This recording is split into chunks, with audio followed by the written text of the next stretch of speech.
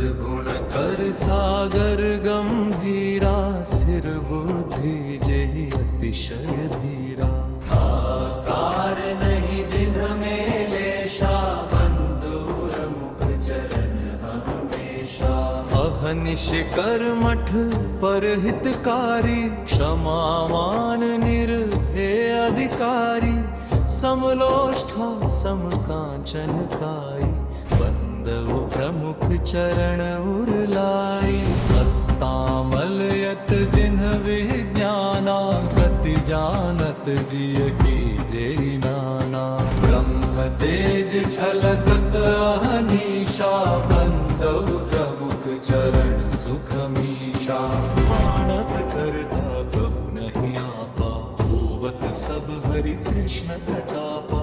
भगवन निष्ठा जिन्ह तुलाई, बंदव प्रमुख चरण हर्षाय।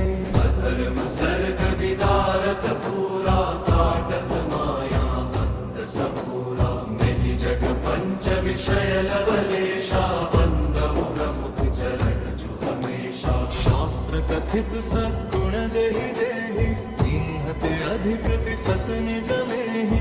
अविरत भगवत अभिसंधान,